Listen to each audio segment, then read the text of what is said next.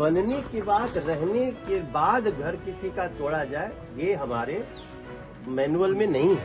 दिल्ली में बड़ी हार के बाद कांग्रेस और केजरीवाल सरकार ने गरीबों का घर तोड़ना शुरू कर दिया है। आपको हम बता दें कि यह ट्वीट मनोज तिवारी ने किया है। आप वीडियो में देख पा रहे हो किस प्रकार से मनोज तिवारी पहुंचे हुए हैं और एक घर को जिस प्रकार से तोड़ा जा रहा है उसके बारे में बता रहे हैं। उनका साफ तौर पे कहना है कि हम लोग जो है घर देने का काम कर, सरकार का काम घर देना है, न कि घर तोड़ना है। आपको हम बताएं कि वहीं दूसरी तरफ एक तस्वीर अयोध्या की भी है, जहाँ पर कई घरों को, दुकानों को और मंदिरों को तोड़ा गया है अयोध्या को खूबसूरत बनाने के लिए, अयोध्या में एयरपोर्ट बनाने के लिए। और उनको मुआवजा के नाम पर जिस प्रकार से बताया जा रहा है, लोगों ने कहा है कि ठगी की गई है। जो उचित मुआवजा है उनको नहीं दिया गया है और मुआवजा के नाम पर लोगों को सिर्फ झांसा दिया गया है। तो आपको हम बताएं कि मनोज तिवारी का साफ तौर पर कहना है कि जिस घर में आप रह रहे हैं उस घर को तोड़ना सही नहीं है। घर बनने से पहले अगर तोड़फोड़ की जाती है या फिर रोकी जाती है तो वो अलग बात है, लेकिन घर बनने के बाद अगर उसमें आप लोग रह रहे हैं तो उसको तोड़ना कहीं ना कहीं गलत है। तो फिर आप सुनिए मनोज तिवारी क्या कुछ बोल रहे हैं पूरे मुद्दे को लेकर। नहीं है, ये काम करने के पीछे कुछ पर्सनल रंजिश दिख रही है, वरना ऐसा होता नहीं है। देखो, मैं सांसद हूँ कि मुझे यहाँ आना पड़ा, सारा डिपार्टमेंट परेशान है, लेकिन मुझे इसलिए आना पड़ा कि मैं भी जब समाचार सुना तो तस्वीर देखा तो बहुत अच्छा नहीं लगा। तो जिसने भी ये गलती की है उसको सजा मिलेगी, सजा मिलेगी। मैंने जान लिया है और मैंने अभी सबको फोन किया है, संबंधित अधिकारी आएंगे और इस परिवार को हम 1 लाख रुपए का मुआवजा भी दे रहे हैं।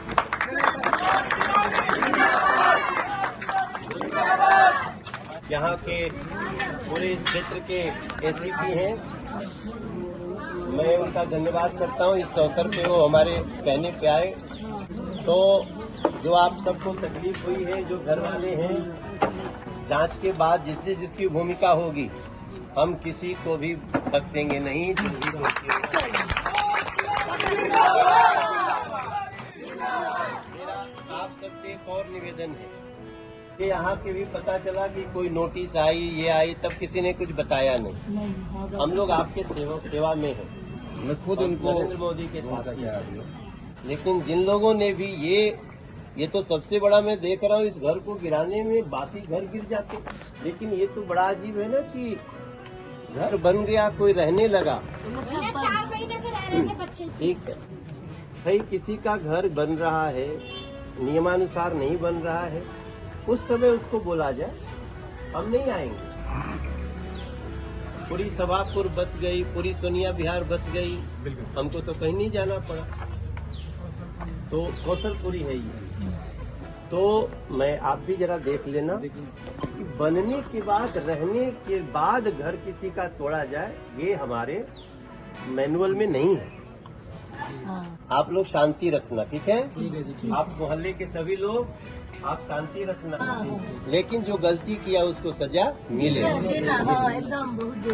ये हम लोग कह रहे हैं, हम पुलिस से बात करके कह रहे हैं और हम एमसीडी से भी बात किए हैं।